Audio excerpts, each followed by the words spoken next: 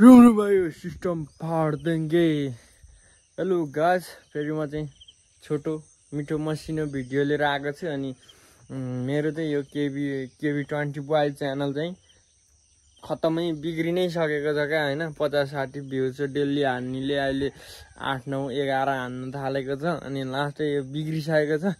अनि त्यही हो, मलाई भिडियो हाल्नु पनि खासै मन लाग्दैन अनि भ्युज पनि हान्न छोडिसकेको छ। अनि जस्ट मेरो दाजुभाइ दिदीबहिनी नेपाली हैन, सबैले सपोर्ट गर्नु पर्यो क्या, सबैजनाले। अनि कस्तो छ भिडियो कस्तो छैन सिकाउनु पर्यो, यहाँ त्यहाँ भन्नु पर्यो, अनि पो हुन्छ त हैन। कसैले वास्ता पनि गर्दैनन् र हाम्रो भिडियो चल्न पनि छोडिसकेको छ। फाइनली 9, 10, 11 भ्युज 5 दिन 6 दिन 12 दिन महिनौमा के त्यस्तो भइसकेको छ। अनि खासमा यो युट्युबमा भिडियो चाहिँ कसरी हाल्छन् क्या, मलाई कसैले भनिदिनु पर्यो क्या। कोही जान्ने मान्छे हुनुहुन्छ नि भनिदिनु पर्यो है।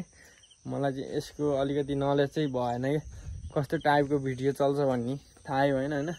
यसो कसैलाई थाहा छ भने जानेको बुझेको मान्छेले यसो मलाई पनि सिकाउनु पर्यो, धर्म हुन्छ। अनि जस्ट धान पाक्न लागेको छ, घाम ओभर लागेको छ है, भ्यू पनि बवाल छ।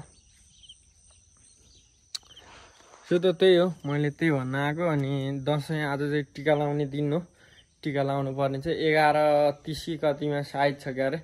अनि सो त गाइस मैले त्यही भन्नु लाग्यो। अनि सबैले माया सपोर्ट गरिदिनु होला। सो त गाइस बाइ बाइ।